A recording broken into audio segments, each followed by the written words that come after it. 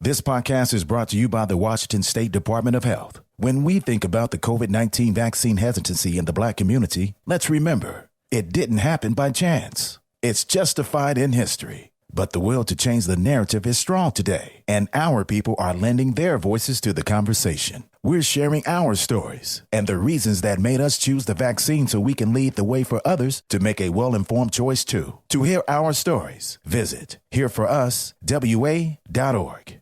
Wenatchee is gorgeous in the spring with its lush green rolling hills, abundant wildflowers everywhere, and the views of the Columbia River. The local food scene offers an abundant selection of authentic international cuisines featuring the unique farm-fresh ingredients of the region. Wenatchee is also home to award-winning wines, handcrafted hard ciders, and a talented handful of local brewers producing fine craft beers. Visit Wenatchee, the heart of Washington State. Hey, this is BJ. Thanks for listening to our show's podcast. If you're a fan of all things geeky, you should check out my other podcast, BJ Shea's Geek Nation. We have new episodes every day, and you can check it out at bjgeeknation.com. Your home is going into foreclosure and you feel like a financial wreck. You don't know where to turn for accurate information. I'm bankruptcy attorney Travis Gagne. Let's talk about some legal options. If we work quickly, we can propose a plan to save your home, modify the loan, or in many cases even eliminate your second mortgage. The consultation is free. I've helped hundreds of people just like you make informed decisions about whether to save their home or exit it on a reasonable, organized timeline. The chapter you choose sets the tone for the next chapter of your life. Please contact me today at choosetherightchapter.com. That's choosetherightchapter.com. 99.9 KISW, The Rock of Seattle. Let's play Beat Mix. It's time to play the game. Yeah. So everybody scream his name. Beat Mix. Don't be a loser. Whoa. Beat Mix. You're a loser. It is time for Beat Mix. But it's Wednesday, so there be a whacking ahead. Whack it. Let me see everybody do their Mr. Wacky then. All right. Whack it. And Steve, you were very good earlier. Unfortunately, your opponent was a lot better. Gooder. Yeah, more gooder. He was more gooder. Yep. And The opponents have been stepping it up, I have to say. That's the difference. I think Steve's game's been pretty much the same, but the opponents have gotten better. Yeah, I have to make some tweaks. I gotta get rid of my defensive coordinator. Yeah. I gotta strengthen up my offensive line. I feel like I'll be okay though. all right. Okay. All right. We'll see what happens. Well, it's a new day. It's a new game. Well, My brain is exploring other options, but I think we can keep them. All right. We'll see what happens. Wow. What's the salary cap on that brain there? Not much. Let's get to our contestant. We got TJ in Tacoma. TJ, are you there? TJ. He is on the line. He should be there. Hello, Give TJ. up on us? TJ? Yeah. He's gone. TJ. TJ? Yeah. No. Let's try Jeff. Jeff, are you there? Jeff? That is so weird. He's TJ. engaged. TJ? Jeff? Wow. Why are they not? Jonathan. Fred. Bob. Yeah. Frank. No, Sir. I mean, the line's engaged, but no we one's hear answering. something. Yeah, we hear Yeah, we hear a little crackle. He's like, Jeff, you got your mute on? If anybody's on the phone right now, just make a sound. Okay. All right, then it looks like it's going to be Steve versus Vicky, I think. Vicky. Yeah. All right, I'm Vicky. feeling a handicap match, brother. Oh. That'll be Vicky and Danny. Yeah. It's the Okay. Millennials versus Steve. Yeah. Let's do this. Nice. All right, Steve, get out of here. Gen X versus Gen Y. Whack it. Not.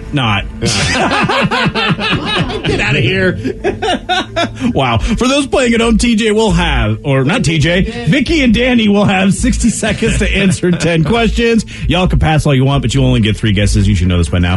You guys ready? Yeah. Let's do it. Vicky, you got to turn your mic on. I know. I didn't want to yell into the mic. Oh, You my should goodness. yell. All right, both of you shut up. Which Happy Days actor played Coach Klein in the 90s comedy The Water Boy? Oh, what's his name? That's what I'm asking. Pass. The Rubik's Cube was invented in which decade? 70s? Yes. What 2 colors are the flag of Scotland? Ooh. Danny? Oh, that's a good question. Green and red. No. White and green? No. Pass? Yeah. Which country singer had the songs 9 to 5 and Jolene? Ooh, Dolly Parton. Yes. With tire pressure, PSI stands for pounds per square what? Inch. Yes. Joe Perry is famously the guitarist of which band? Eagles? No. Oh, I know it. Joe Perry. Why does that sound so familiar? Rolling Pass. Stones. No. Dang it. Pass it. Which former U.S. president founded the University of Virginia? Pass? Yeah. Larry Holmes was a champion at what sport? Tennis? No. Golf. No. Basketball? Whoa, no. Wow. Janis Joplin, Kurt Cobain, and Jimi Hendrix all passed away at what age? 27. Yeah. Yes. What flavors make up Neapolitan ice cream? Strawberry vanilla chocolate. Yeah. Yes. Which Happy Days actor played Coach Klein in the 90s comedy The Waterboy? Last chance. Arthur Fonzarelli. I know it's Yeah, that but one. it's not the guy. 1, 2, 3, 4, 5 correct. You're too late. Too late. Too late. Only Dang it. 5 correct. Yeah. So all I kept thinking was the Fonz. Well, Nice effort. it was a solid effort from our millennials here. Yeah. I feel Well, that a Gen Xer is going to have a very high Yes. chance of getting a win here. Yes, the millennials did not know a lot of these questions. Yeah. Steve, you're back. Are you ready? Yes! Yes! Yes! Which Happy Days actor played Coach Klein in the 90s comedy The Waterboy? Henry Winkler. Yes. The Rubik's Cube was invented in which decade? I'm going to go 60s. No. 70s. Yes. What 2 colors are the flag of Scotland? Blue and white. Yes. Which country singer had the songs 9 to 5 and Jolene? Dolly Parton. Yes. With tire pressure, PSI stands for pounds per square what? Inch. Yes. Joe Perry is famously the guitarist of which band? Aerosmith. Yes. Which former U.S. president founded the University of Virginia? Oh, I don't know. I'm going to go Bush. No. I'm going to go Lincoln. No. I'm going to go Taft. No. Larry Holmes was a champion at what sport? Boxing. Yes. Janis Joplin, Kurt Cobain, and Jimi Hendrix all passed away at what age? 27. Yes. What flavors make up Neapolitan ice cream? Oh, I call it the shocker of all ice cream. That's chocolate, vanilla, and strawberry. Yes. And Steve, you win Dolly Parton style 9 to 5. Whacking your coworkers here. Yeah, I sure did. Whack it. Yeah, they did a lot better than I expected, but then there were 2 of them. Yeah, there was 2 of them. There he is. He's Felt back. like Andre the Giant taking on 2 jobbers. Just knocking them to the side. Be done with you. I'll sit on you. Yeah, it's the older questions that were the brutal ones. Couldn't get Henry Winkler until after the time went. Oh, no. Didn't know Larry Holmes at all. Nope. Or Aerosmith, Joe Perry with Aerosmith either. Oh, what's wrong with you guys? I kind of thought that too. I know. I couldn't think of. I was like, I know the Yeah. name. I just can't place what band he's in. Yeah. It was fantastic. Yeah. The one that you both missed, the former U.S. president that founded the University of Virginia. Was that Washington? No. Was it Jefferson? Eisenhower. It was Jefferson. BJ got Yeah. that correct. Nice job, BJ. Yeah. Yeah, good Yeah, it job. would have been a different beat, Miggs, if I played. I almost said Thomas Edison. So there's that. Oh, Thomas well, Edison, he was the the- president of Menlo Park. There He he was is. the best president ever, if you ask me. It's all been downhill ever since he stopped being president. Presidenting. Yes. That's it. well, congratulations on your win, Steve. Oh, Good job, Stevie. thank you. Feels good to win, BJ. Yeah. I don't know if you caught this interview, but U2's Bono was talking about how he never really liked the band's name when they came up with it in 1978, which is so bizarre. Like, this is what they're known for. I mean, their entire legacy, legendary band. And way back in the day, he's like, nah, I didn't like the name. I still don't. I really don't. But I was late into some kind of dyslexia. I didn't realize that the Beatles was a bad pun either. So I like the U2, if I'd thought the implication of the letter and the number in our head, it was like the spy plane, it was a, U-boat, it was futuristic. But then, as it turned out, to imply this kind of acquiescence, no, I don't like that name. I still don't really like the name. I don't even know what the hell he's talking about. I know. I think he was just putting in words just to sound smart. Personally, Yeah. like he used to be like, band's name's dumb. Like, thanks, Yeah. Bono. I get it. I'm with you. I used to not like U2 because of the name as well. Granted, I wasn't in the band, but as a kid, like everyone was all going crazy about U2. Have you heard this band? And I'm like, that's a stupid name. And I didn't want to listen to them for the longest time because I thought their name was just stupid. Well, look at you. You and Bono would have had something to talk about. Yeah. Yeah. He'd be like, finally, someone's being honest with me. And how about this? Not only did Bono not like the name of the band, which he helped, I guess, create, but he also was not a fan of his own voice in those early years of the band either. It's the voice. The band sound incredible. I just found the voice very strained and not macho, and my Irish macho was kind of strained by that. It has been. But I only became a singer, it was like recently. Maybe it hasn't happened yet for some people's ears, and I understand that. He's out there, man, with this interview. Like, he's like going full on Ozzy, just saying stuff that makes no sense. Yeah, I mean, I guess I can understand that if you're an Irish dude and you really want to feel your manhood, that voice is not exactly what you would consider a manly man's voice, I suppose. You know, I mean, I think all the ladies were ready to just throw their undergarments at him back in those days. I mean, he had that look, and the voice I thought was like part of what was that was part of his charm. But it was the late 70s, and you're thinking about bands like Aerosmith, you know, that era of rock where everybody just, you know, or AC/DC, everybody has a ballsy voice, not knowing that he's actually starting a sound. Like they created a sound that became the sound of the 80s, really. But at the time, he probably felt like, oh, my God, I'm nowhere near my contemporaries. Were you a big U2 guy? I liked I Will Follow. I love that song a lot. I can see that. Yeah, but not a lot of other U2 songs, to be honest. Though then later on down the road I did. But I Will Follow, then I took a break. And then when they got a little bluesy, you know, when he started having some guest people, When Love Comes to Town, I like that song a lot. Yeah. It took me a while. I never really was a fan of them, ever. I mean, some people, my friends, like, in growing up, they were all, like, big into, like, the earlier records, like Boy and all that stuff, and I was more of a metal guy, so it just really didn't do anything for me. I could look back now and, like, listen to the Joshua Tree and realize just how great of a record that was, but it's still not something that I would go out. I always tell myself, I should listen to that, and I'll be, like, 4 songs into it, and I'm like, you know, I had to listen to Biohazard or something. Like, I don't know why, like, it's random. But yeah. Well, after 4 songs of the Joshua Tree, there are like none other that I remember. So I get those ones. I'm like, oh, okay, cool. I know those. Now I'm done. I get why people consider it a classic, though. Yeah, totally. Bono did share a funny story about a time that the singer Robert Palmer, he's the guy that's Addicted to Love guy. Is that him? Yeah. At the time that Robert Palmer told U2's bassist Adam Clayton that he did not like Bono's voice. That's awesome. Pride in the Name of Love from Unforgettable Fire, the song about Martin Luther King. Robert Palmer, Addicted to Love and all of that. He met Adam Clayton somewhere nice in the 80s, and he said, God, he said, would you ever tell your singer to, like, just take down the keys a little bit? He'd do himself a favor, you know, his voice a favor, and he'd do us all a favor who have to listen to him. Do you think Adam Clayton waited until they were massively successful before he really shared that with Bono? Or, like, you know what I mean? It's like, hey, Bono, you won't believe who told me that your voice sucks. You wonder how many people told him that. Because he thought his voice stunk. Of course, Robert Palmer had that to say. And, I mean, it ended up being, a defining voice of a generation of music when you think about it, for their success. But, yeah, I suppose there's a lot of people that have been like, oh, my God, dude, give it a break. Yeah, I can't think. It's weird. Like, I never once thought that he had a bad voice. I was never really a fan of the band, but it had nothing to do with any of the band members. Like, I thought they were all super talented musicians. From their drummers was really cool and unique. The bassist, of course, but, like, you know, Edge out there, of crazy guitarist doing stuff with those effects pedals that I thought was just really different and cool. But I just never really was fond of the band. But never once did I think it was because of Bono's voice. You know what it is? I thought he had a cool voice. Maybe it's because he emoted so well, because I really felt his pain in some songs, or at least, you know, Sunday Bloody Sunday. I mean, you really feel the pain of what that song is about because of how his voice is.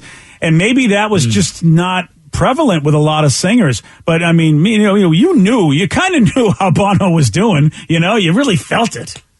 So, and he hated his own voice. I mean, which is really amazing to think that he would hate his own voice, a voice that would basically launch a great, great career. I had a feeling, though, about a lot of the musicians. I mean, there's so many people that are just insecure just in general. That there's a lot of, like, great singers out there that probably are really down on their voice or guitar playing or whatever it may be. But, like, you know, the world just adores them.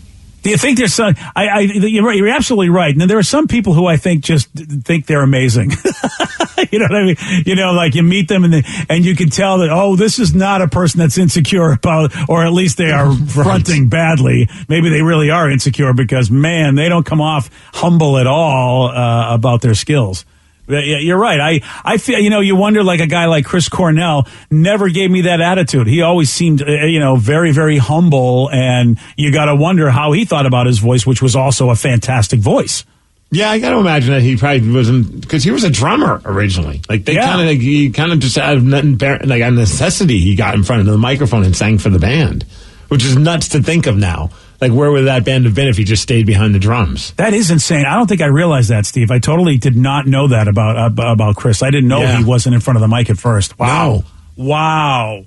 Boy, you're right, dude. Well, I mean, that's an amazing voice that may never have been heard. Crazy. Wow. And you think of Dave Grohl, you got to wonder, he probably, since he was not, singing originally, you got to wonder how that was for him to go out there and, obviously he's done a great job. Yeah, he was doing backing vocals for some songs on Nirvana when they were performing, like in the live setting and also I think on some of the recordings. But yeah, like never once he probably thought he was going to be a front man. Yeah. And it took him a minute to to become that front man that we know now. Like it took him a lot of time until he got comfortable enough to be that guy where all eyes were on him. I think at first, the early years of the Foo Fighters, there was a little, Eddie Vedder too. You watch that Pearl Jam documentary, the first, few years of that band being a band, he was very shy and reserved up on stage, and then just something happened, and it's covered in the documentary, and it was just like all of a sudden he just the inner beast came out of him. And there's another guy with a voice that you could easily say, okay, this is not a typical voice that you hear fronting a rock band, and I wonder how it was for him and what people said about him. Because Eddie's got an amazing voice. I mean, you love what he does, but it surely wasn't typical for, what came before, the Seattle Sound. Yeah, so that's, man, that's crazy to think that those folks would be insecure, but it does make some sense. It is time for Listeners on the Loose. You pick the topic, you guide the show. 206-421-ROCK. Text us at 77999. Whatever you want to talk about. The floor is yours. We'll take your calls. We'll take your texts at 920 on The Rock. BJ and Migs. Mornings on The Rock. 99.9 KISW. 99.9 KISW, The Rock of Seattle. It's Listeners on the Loose, brought to you by Advanced Hair Restoration. Listeners on the Loose, where you pick the topic, you guide the show at 206-421-ROCK. Text us at 77999.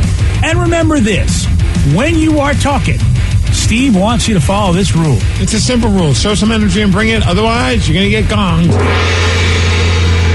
And then we say goodbye to you. Goodbye, old friend. 206-421-ROCK. Text us at 77999. Texts are coming in. Actually, a few people brought this one up, but they wanted to know, hey, can you guys please talk about the When We Were Young concert that's happening in Vegas that was just announced? I got to imagine that Danny's pretty pumped for it.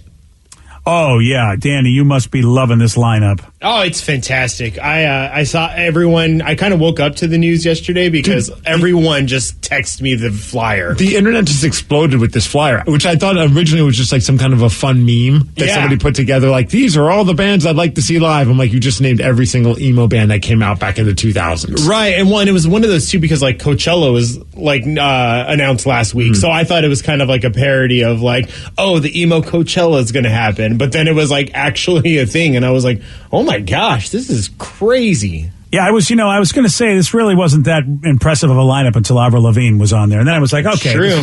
Dude, I had to zoom in on it when I first saw the poster, which is a pretty cool poster. It just looks like somebody's like jacket with patches of all the band names. Like, it's kind of cool. And then I'm like looking at this thing, I'm like, is there like an Avril Lavigne knockoff band? Like they have like a band name that's kind of like it, but it's not Avril Lavigne. And then I double clicked on it to zoom it out. And I'm just like, no, Avril Lavigne is on this show. That's pretty hilarious. Yeah.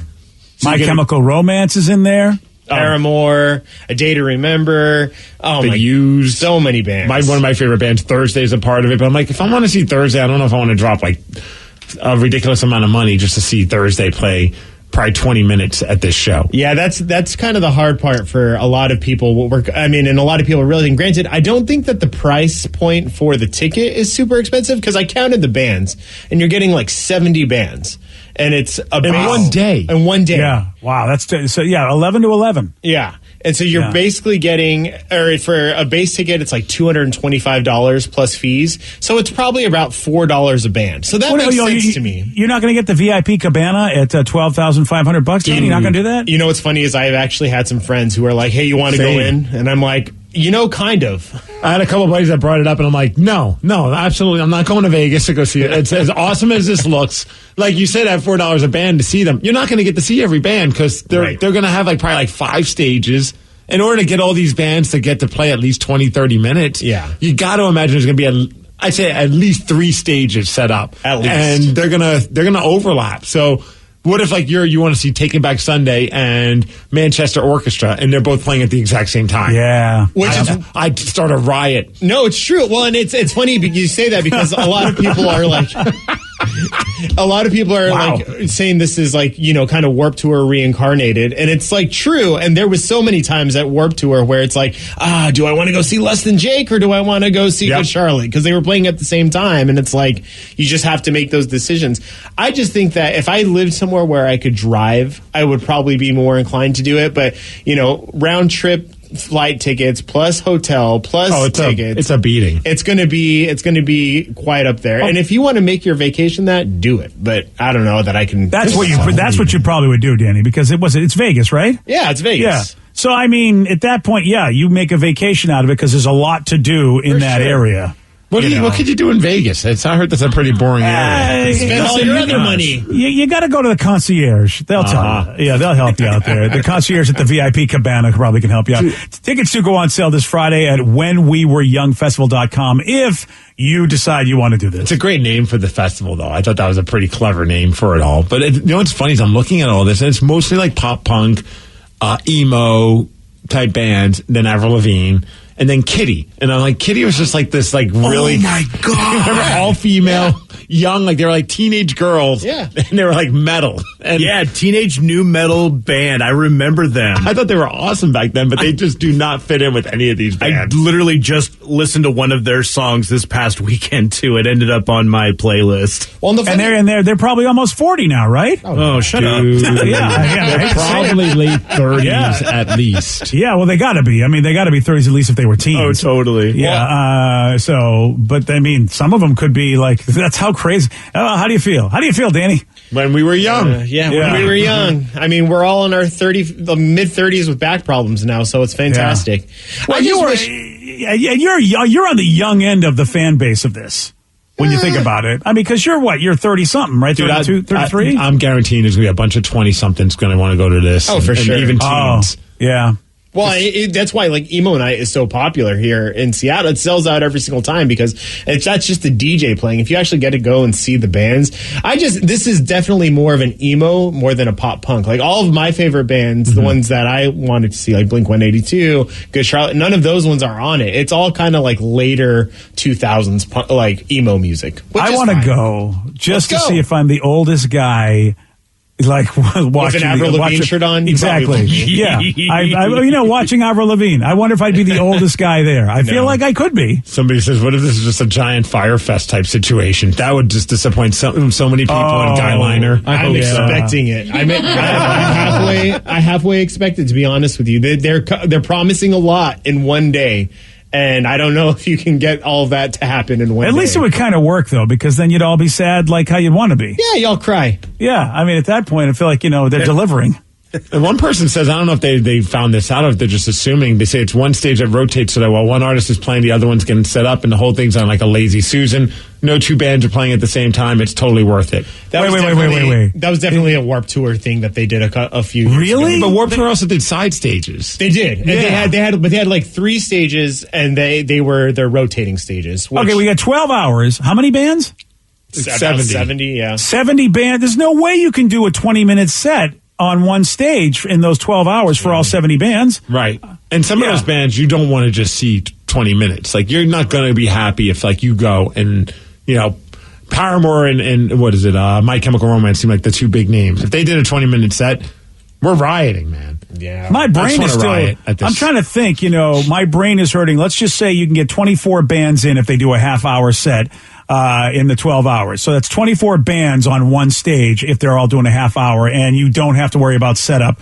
That's still another 50, almost 50 bands that you got to fit somewhere. I heard a rumor that it was 3 stages, but I don't know if that's actually true or not. But regardless, you're going to be missing some of the bands you want to see. And like Steve said, at that point, it's going to be a 20-minute set. Like, I'd rather go see a smaller festival with like 10 bands than like something where I'm trying to get in everything in one It is day. funny though, when you go to those kind of festival shows, you start really learning about okay, let me weigh out the pros and cons of why I want to see this band as opposed, because I can see this band, but then I have to leave at the third song, and then I got to fight through the crowd, or I just skip them and get a good spot so I can see the other band. It's kind of it's one of, I think as a teen, it's the first time you have to make tough decisions in your life.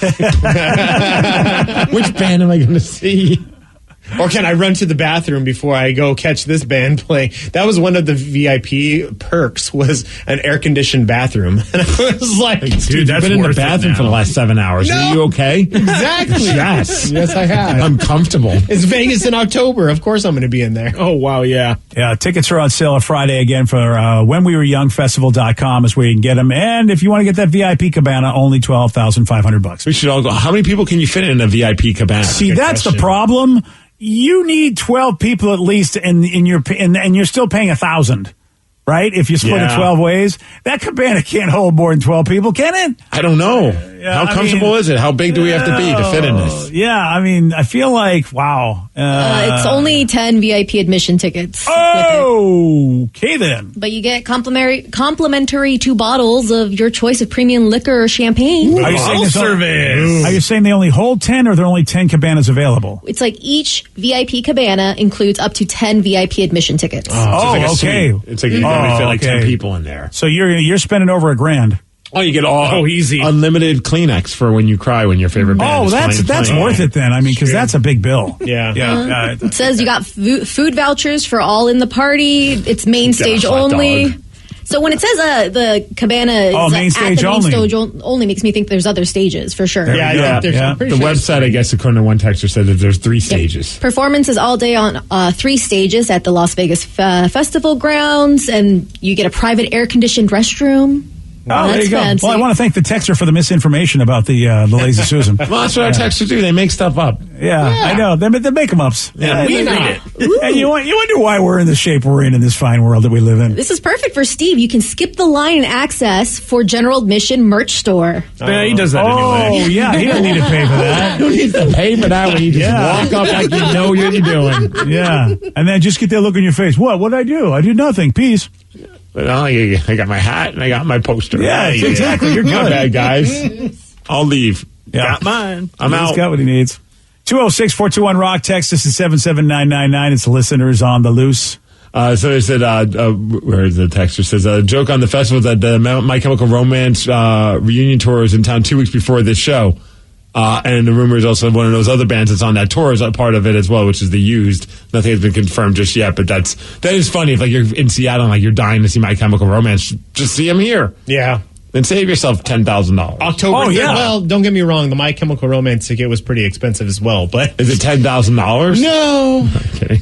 How much was it? I think we got kind of nosebleed seats, and I think we paid at least $125 each. That's still cheaper than $225, which is the basic admission. Where is the show? At the Tacoma Dome. Oh, okay. Yeah, I mean, we're pretty high up in the back, and at that point, it was more of like, I just want to go see the show. Yeah. But you're only getting My Chemical Romance and probably one other band for that price. Mm-hmm. Yeah. Well, it's still less than $10,000, $12,000. That's true. Yeah, I don't get a bottle service, though, at the My Chemical Romance. You'd be surprised what you could get for $12,000 in Tacoma. Oh, all right. Let me tell you. Wow. You give me great city. $12,000, I'll come down from my house and bring you a bottle of booze. Wow, look at that. And that's just, that's the highlight. You know what I mean? I mean, there's a lot more, Danny, but that's the highlight. All right, this person said, I have a question for Rev, BJ, and Vicky. Have you guys watched the first 3 episodes of Peacemaker on HBO Max? What'd you think? The opening credits dance number is amazing, LOL. I've heard about the opening credit dance thing. My buddies were talking about it over the weekend. It was very well done, very fun. And if you liked the second Suicide Squad movie, you really were excited because this character Peacemaker was just hysterical in the movie. That's John Cena. Yeah, it is. And John does a great job, man. And I never and I never remember the guy's name, but the guy that played the liquid metal guy in Terminator 2 is Robert his dad. Patrick? Yeah, thank you. Yeah, he's his dad, and Oh, he wow. plays a great a-hole of a dad. And they flush, they James Gunn is the guy that did this. James Gunn did Guardians of the Galaxy. So, we love James Gunn's work. And this is, for me, he does a great job. I'm very happy with the first 3 episodes. Very well done.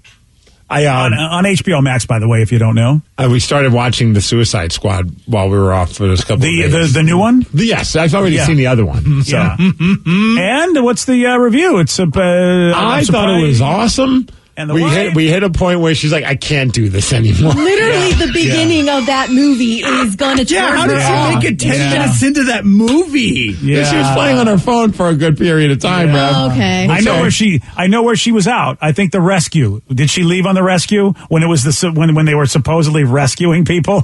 It was around that time. There's the scene. I don't think I'm giving anything away. There's a scene where John Cena's character just has an axe and just drop look at someone's body. Yeah. Just like kind of like just tenderizes the beef. Oh, and that was it, huh? That was the moment where she's like, "What are we doing?" Longer than I thought she would last. Well, like I said, she was playing on her phone for a while. Even then. So then I tried suggesting we should watch The Peacemaker because it's getting so. Oh, wow. You didn't even make it through Suicide Squad. Why would you suggest that? Because I like to see how far I can push things, BJ. Oh, I appreciate that. I mean, you would love the show just like you love The Boys. I feel like you'd love Peacemaker then. Yeah, we didn't get past the previously on, where it sums up what happened on the Suicide Squad, so you're ready to watch The Peacemaker. All right. She's like, what are you doing? This is just another version of the movie we just tried to watch. I'm like, yeah. Yeah. But John Cena's in it. Come on, babe. Come on. Yeah.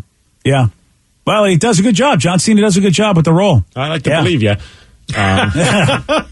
But hey, we watched Undercover Boss, and that was very good. Oh, great. Oh, that is a new season? New season, yeah. 2 episodes in, baby. Well, I know it's going to be a shock, but did a boss help out somebody that really was in a bad way that was their employee and they didn't know it was the boss? How did you know? Wow.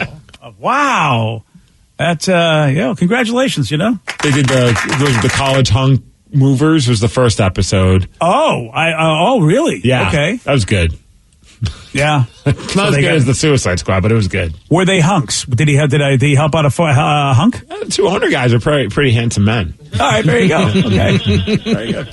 You pick the topic. You guide the show. It is listeners on the loose, 206-421-ROCK. Text us at 77999. More of your calls and texts at 935 on The Rock. BJ and Migs, mornings on The Rock, 99.9 KISW. This podcast is brought to you by the Washington State Department of Health. When we think about the COVID-19 vaccine hesitancy in the Black community, let's remember, it didn't happen by chance. It's justified in history. But the will to change the narrative is strong today, and our people are lending their voices to the conversation. We're sharing our stories and the reasons that made us choose the vaccine so we can lead the way for others to make a well-informed choice too. To hear our stories, visit hereforuswa.org. Wenatchee is gorgeous in the spring with its lush green rolling hills, abundant wildflowers everywhere, and the views of the Columbia River. The local food scene offers an abundant selection of authentic international cuisines featuring the unique farm-fresh ingredients of the region. Wenatchee is also home to award-winning wines, handcrafted hard ciders, and a talented handful of local brewers producing fine craft beers. Visit Wenatchee, the heart of Washington State.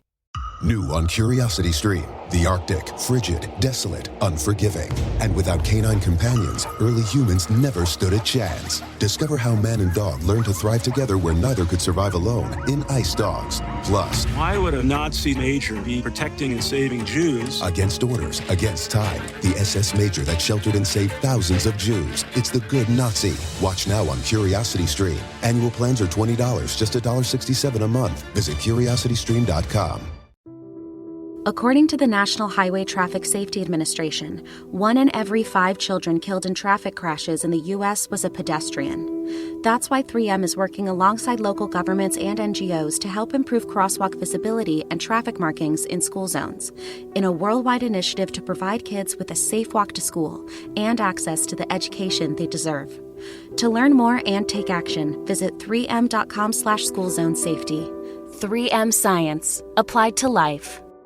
99.9 KISW, the Rock of Seattle. It's listeners on the loose. You pick the topic, you guide the show.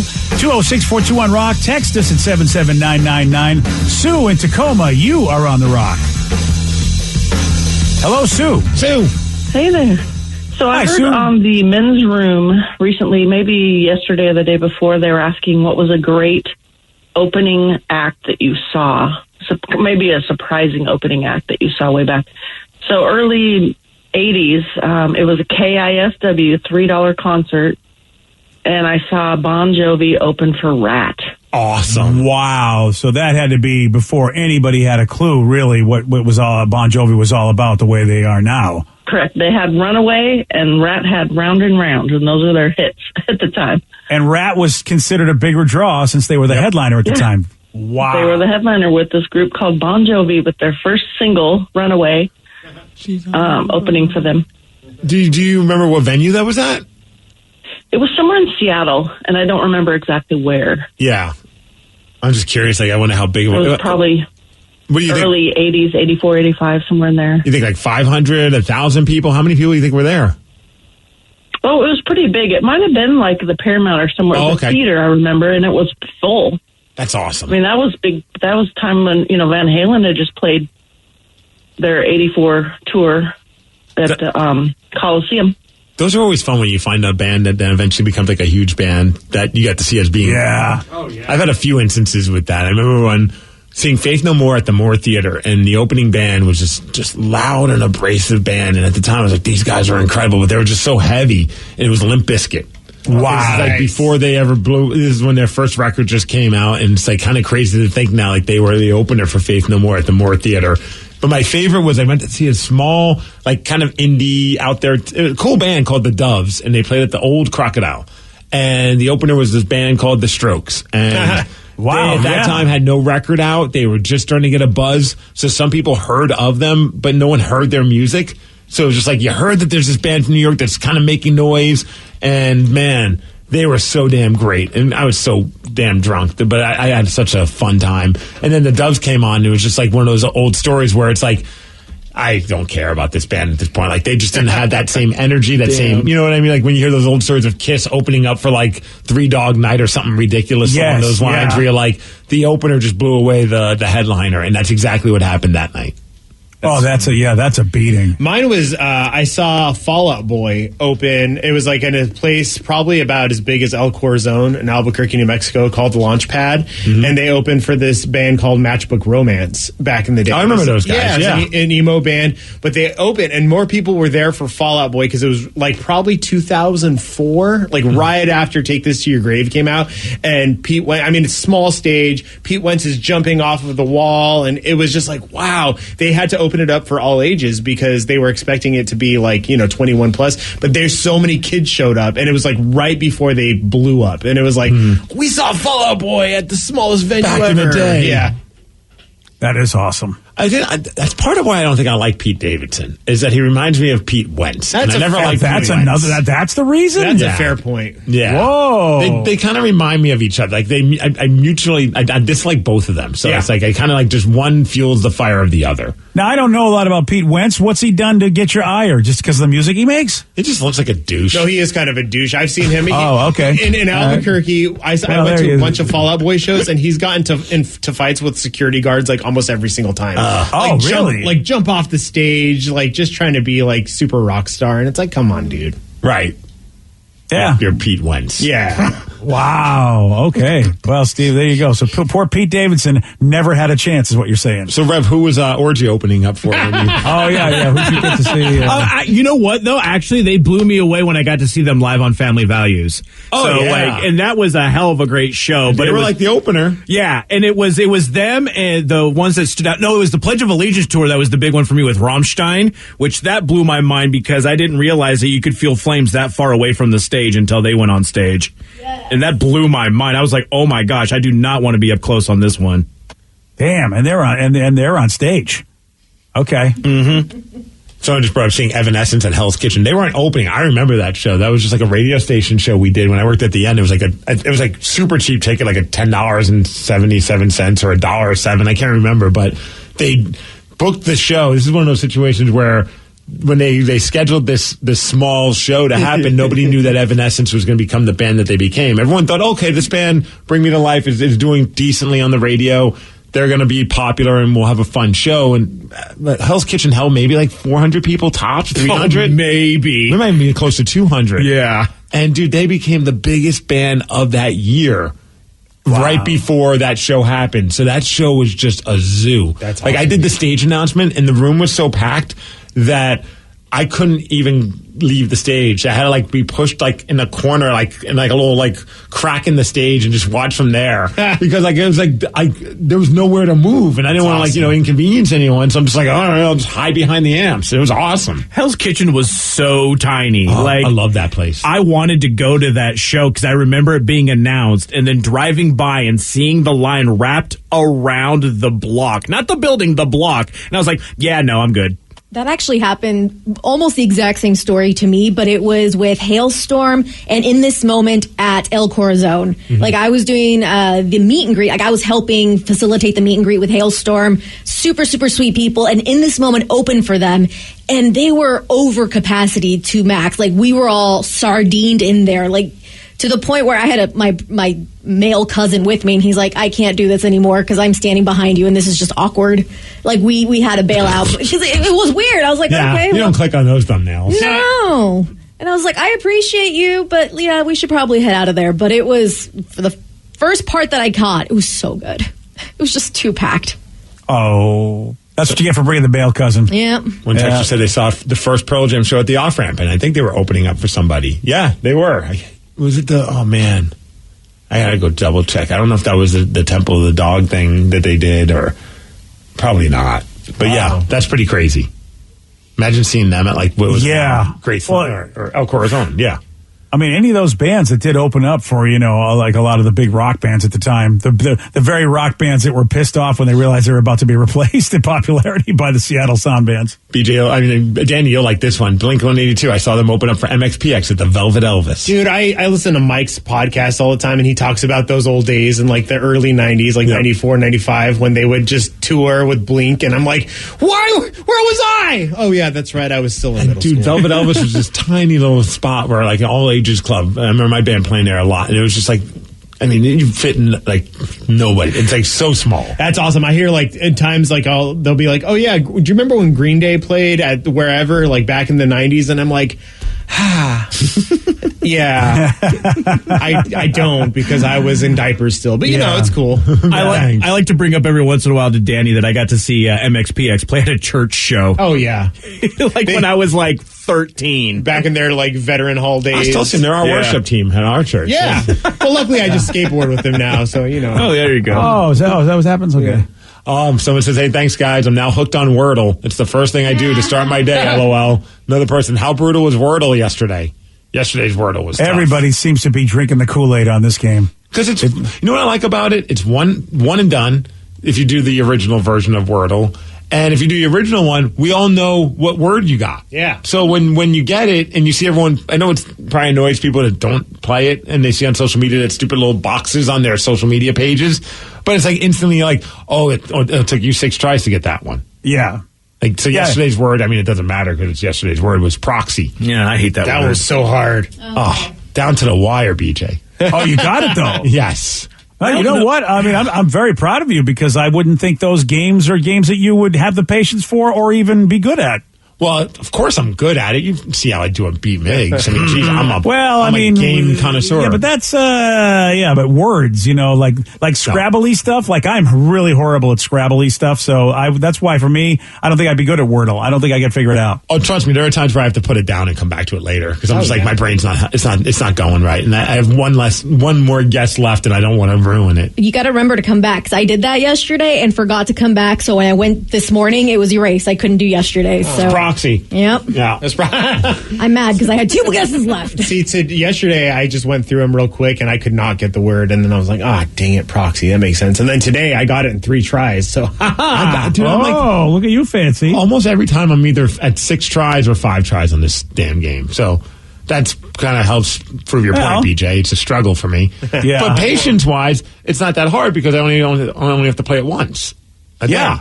Well, that I get. That I get that you're because you won't get sick of it when you can only play once a day. I do know that about you. Right. I'm not going to Eventually, you're going to get sick of it. I don't know if your shelf life is going to be the average person's shelf life or not. It'll be interesting to see how long the Wordle craze goes on. I'll get sick of it when everyone else stops tagging me on it on social media. Like right now, I don't think I'll get sick of it for a while because it's fun just to kind of see where I'm doing. Like, if Danny got it in 5, let me see if I can do it in 4. You know, and then I get it in 6, and then I decide I don't want to share that. Yeah, you probably like, never mind. Yeah.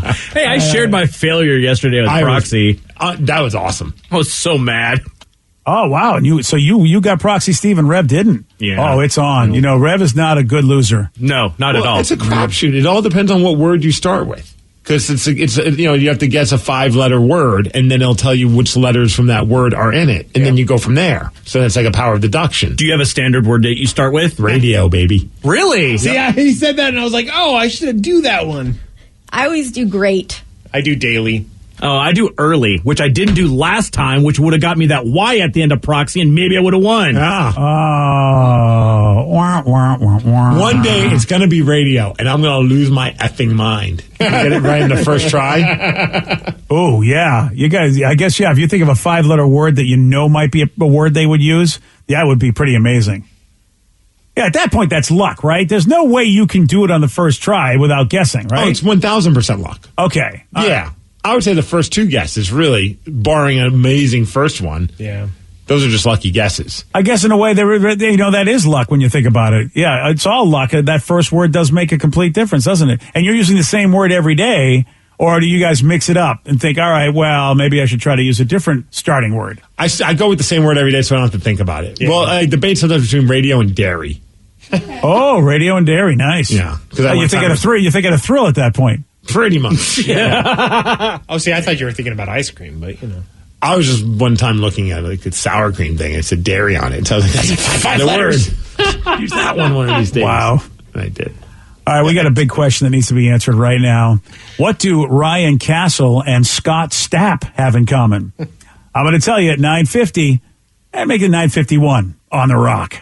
BJ and Migs, mornings on The Rock, 99.9 KISW. And now, the Ryan Castle question of the day. What do Ryan Castle and Scott Stapp have in common? I can take you higher. Oh, yes. Well, one touchdown. Steve likes it when their legs are spread wide open. It's arms wide open. It's arms wide open. Wow. It's arms wide open. I missed that part in the song. You get the lyrics right before you tell the truth. Another person says, here's something that Scott and Ryan have in opposition. Ryan deserves to be on the radio. Oh, thanks. Appreciate it. Whoa, man. Oh, man. Tough crowd. How about this, though? Maybe you don't want him on the radio, but how would you like him to officiate your wedding? Yes. How about that? That'd be kind of fun, huh? Does he sing through it all? Yeah, there's going to be a honeymoon rock fest in Oklahoma City where Scott Stapp will officiate your wedding. He, Sugar Ray, and Puddle of Mud are headlining the fest, and you can buy a wedding package that allows you to get married in between sets in front of thousands of fans with the ceremonies officiated by the performers. So it doesn't have to be Scott. I could get Mark McGrath. Yeah. It's going to be a good-looking crowd at that show. Yeah. I want Wes Scantlin to be the officiate my wedding. You want him to marry you? Yes, drunk Wes Scantlin. All right. I got wasted with Wes Scantlin once after a holiday hangover ball. Oh, really? Really? No, it was a Rock Girl Gala. Oh, I remember that one. Well, Ryan Castle, I don't know if he's wasted now, but he does have a 12-pack, and that's up next. BJ and Migs play of the day. So it said, I kept clean urine in a condom, had it in my 90s waterbed to keep the temperature right. My mom would weed test me in high school back in the day, LOL. The mom drug tested. Wow. First of all, pretty cool on mom that she's got the equipment to make that happen. I mean, I was going to say pretty cool on the guy to have all this stuff ready to go for whenever he would get tested. How about this dude sleeping on the pee? Sleeping on the beach. That was a great song by Aerosmith. It's a great song. BJ and Migs, mornings on The Rock, 99.9 KISW. Today's podcast was brought to you by Travis Gagne, bankruptcy attorney. Here's another question from a listener. Can I leave things off of a bankruptcy, like my car? You have to list all of your assets and creditors when you file bankruptcy. So you would have to tell the court and the trustee that you have the car or that you have a car loan. You could say that I want to keep my car and continue to make my payments on the car. But the court will need to know that you have a car and that you may have a payment on the car. So by leaving it off the bankruptcy, if you mean that you cannot disclose it to the court, the answer to that is no, you must disclose it. However, that does not mean that you'll lose those assets. You'll be able to keep things like a car and a house in almost all cases, but you must disclose them to the court. But you'll need to continue to make payments on a house or a car that you intend to keep. Thanks, Travis. If you have more questions about bankruptcy, you can reach out to Travis anytime at choosetherightchapter.com. That's choosetherightchapter.com. Thanks for listening. This podcast is brought to you by the Washington State Department of Health. As we continue to listen, learn, and grow, we are amplifying Black voices and perspectives in an effort to start a new COVID-19 vaccine conversation. We're sharing stories intended to help us navigate this unprecedented time together and to co-create solutions in support of the Black community. Hear these stories at weconsiderwa.org. Wenatchee is gorgeous in the spring with its lush green rolling hills, abundant wildflowers everywhere, and the views of the Columbia River. The local food scene offers an abundant selection of authentic international cuisines featuring the unique farm-fresh ingredients of the region. Wenatchee is also home to award-winning wines, handcrafted hard ciders, and a talented handful of local brewers producing fine craft beers. Visit Wenatchee, the heart of Washington State. According to the National Highway Traffic Safety Administration, 1 in every 5 children killed in traffic crashes in the U.S. was a pedestrian. That's why 3M is working alongside local governments and NGOs to help improve crosswalk visibility and traffic markings in school zones, in a worldwide initiative to provide kids with a safe walk to school and access to the education they deserve. To learn more and take action, visit 3m.com/schoolzonesafety. 3M Science, applied to life.